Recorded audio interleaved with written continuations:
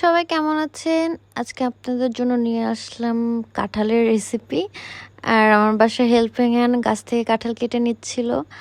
আর কাঁঠাল কাটার জন্য বাসার বাইরেই পাঠাই দেওয়া হয়, কারণ কাঁঠাল কাটতে অনেক জায়গা লাগে আর অনেক জায়গা নষ্ট হয়।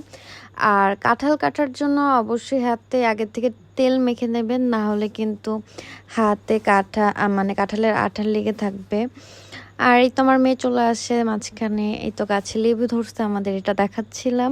তো এই দেখেন কাঁঠাল, যেটা বলতেছিলাম অনেক জায়গা নষ্ট হয়, আর 2টা কাঁঠাল অনেক জায়গা লাগে, এর জন্য বাইরে পাঠাই দিই কাঁঠাল কাটতে। আর এখানে বাসায় গরুর মাংস রান্না হচ্ছিল, বৃষ্টির দিন ছিল, তো গরুর মাংস খিচুড়ি মজা করে খাচ্ছিলাম। তারপরে পায়েস রান্না করেছিল, পায়েস অনেক মজা হয়েছিল। আর এগুলো সবই আমার মার রেসিপি। আর কাঁঠালের তরকারি কিন্তু আসলেই খেতে অনেক মজা, একদম মাংসের মতো যদি সঠিকভাবে রান্না করতে পারেন। এখানে আমার মা সরিষার তেল আর সয়াবিন তেল নিয়ে নিচ্ছিল। আর লাল মরিচ, মানে শুকনা লাল মরিচ, তারপরে জিরা, তারপরে তেজপাতা দিয়ে দিচ্ছিল। তারপর এখানে অনেকগুলা ঝিরিঝিরি করে কাটা পেঁয়াজ দিয়ে দিচ্ছিল।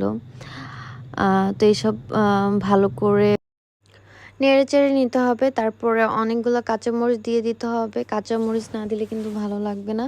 বেশি করে কাঁচামরিচ দিতে হবে যেন ঝাল ঝাল হয়, ঝাল না দিলে কিন্তু একটুও ভালো লাগবে না।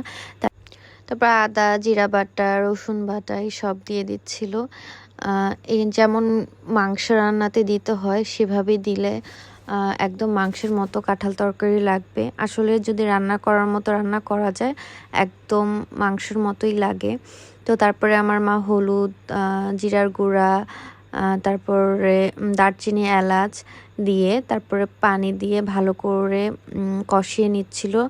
অবশ্যই না কষিয়ে নিলে ভালো লাগবে না, অবশ্যই কষিয়ে নিতে হবে পানি দিয়ে। আর অবশ্যই কাঁঠালটা আগের থেকে সিদ্ধ করে নিতে হবে। আর সিদ্ধ করে নিয়ে, এটা আগের থেকে সিদ্ধ করে নেওয়া ছিল। তারপরে আমার মা এখানে মশলা কষানোর ভিতরে দিয়ে দেয়, ভালো করে মেখে নেয়। তো ভালো করে অবশ্যই মেখে নিতে হবে, না হলে কিন্তু তরকারি মানে কাঁঠালের ভিতরে ভালো করে মশলা যাবে না, মজাও লাগবে না। আর আমিও পাশাপাশি মাকে একটু হেল্প করতেছিলাম। আর এখানে আমি টেস্ট করতেছিলাম, আসলে রান্নাটা অনেক ভালো হয়েছিল। আমার কাছে অনেক ভালো লাগে, কারণ পুরাই মাংসর মতো খেতে।